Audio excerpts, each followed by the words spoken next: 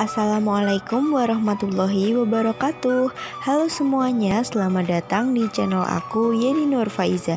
Di kesempatan kali ini aku akan berbagi resep ke kalian cara membuat tahu susu homemade yang pasti berhasil, anti gagal. Dalamnya lumer banget. Buat kalian yang mau buka usaha atau coba buat di rumah, simak videonya sampai habis dan jangan di skip.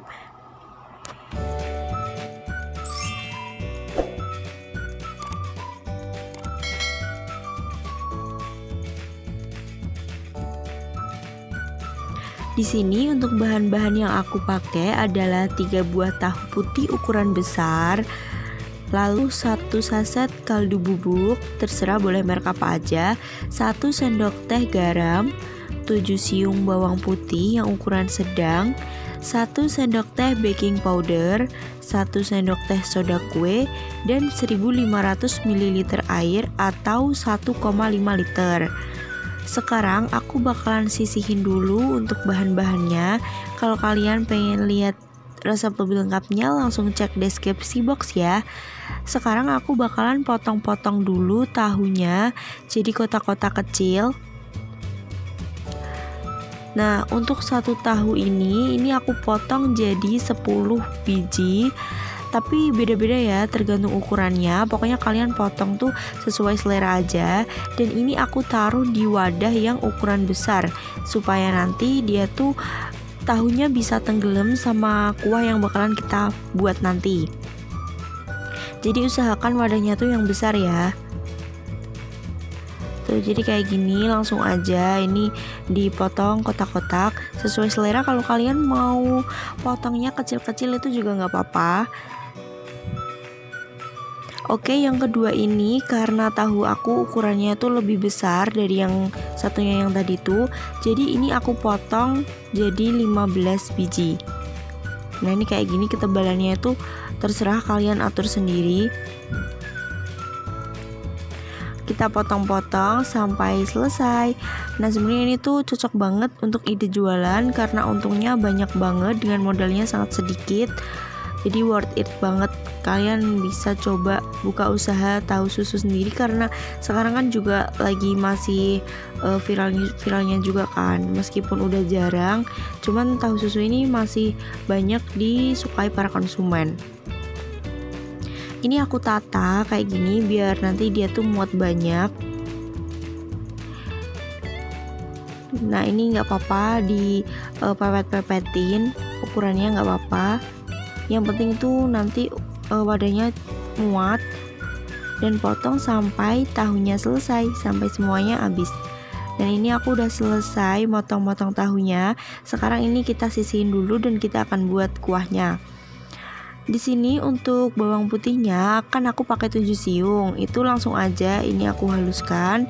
Dan setelah selesai aku haluskan, sekarang tinggal kita masak deh. Di sini aku udah masukin air ke dalam panci 1500 ml atau 1,5 liter. Setelah itu aku masukkan bawang putih yang udah aku haluskan. Tadi itu bawang putihnya aku ulek sampai halus, atau bisa di blender juga, tapi kan karena sedikit gitu ya, jadi lebih baik diulek aja. Setelah ini semuanya tercampur, ini kita aduk-aduk aja semuanya. Lalu kita tambahkan garamnya. Untuk garamnya di sini aku pakai 1 sendok teh, dan kaldu bubuknya aku pakai Masako rasa sapi. Kalian boleh pakai penyedap atau kaldu bubuk lain merek apa aja, itu sesuai selera kalian biasanya pakai apa. Kalau aku tuh lebih sukanya pakai Masako yang rasa sapi. Itu bukan di endorse ya. Nah, ini lalu aku aduk-aduk sampai merata, dan nanti kalau dia udah mendidih bisa kita matikan kompornya dan tes rasa. Kalau misalnya kurang asin atau kurang gurih bisa kalian tambahin lagi garamnya atau kaldu bubuknya. Jadi bumbunya cuma itu aja kok, mudah banget kan? Ini aku aduk-aduk sambil kita tunggu mendidih. Sambil kalian nonton video ini, buat kalian yang belum subscribe, boleh dong subscribe sekarang juga. Dan jangan lupa aktifin tombol loncengnya supaya kalian gak ketinggalan ketika aku upload video terbaru. Oke, jadi ini udah mulai mendidih dan bisa kita matikan kompornya, kita matikan apinya, dan ini posisi api sudah mati. Baru kita tambahkan baking powder sama baking sodanya, sama soda kue maksud aku. Nah, ini baking powdernya ketika kita tuang dan dia berbusa, itu tandanya dia masih aktif dan nanti pasti dijamin tahunya tuh berhasil. Jadi kalau baking powder kalian itu nggak berbusa, itu tadinya baking powdernya udah mati dan nggak bisa digunain ya teman-teman. Oke, setelah itu ini aku masukkan juga 1 sendok teh soda kue. Nah, ketika dia dituang dia juga bakalan berbusa, itu tandanya dia masih aktif. Untuk baking powdernya kalian bisa pakai yang double acting supaya lebih awet, karena untuk ide jualan kan dibutuhkan yang awet gitu kan, biar dia tuh nggak cepet basi gitu. Tapi di sini aku cuma pakai yang biasa, baking powder biasa. Setelah itu ini tinggal kita siram ke tahu yang tadi udah kita potong-potong. Untuk satu resep yang aku pakai ini cukup untuk 3 wadah kecil gitu loh. Ini airnya tadi sebelumnya udah coba gitu masukin ke dalam wadahnya, tapi sebelum dikasih tahu ya, itu pastiin airnya itu cukup untuk tahunya. Jadi tahunya tuh supaya tenggelam gitu loh, supaya terendam semua gitu. Nah oke, ini udah masuk semuanya dan tahunya semuanya udah tenggelam. Lalu ini aku tutup dan kita diamkan selama kurang lebih 5 jam.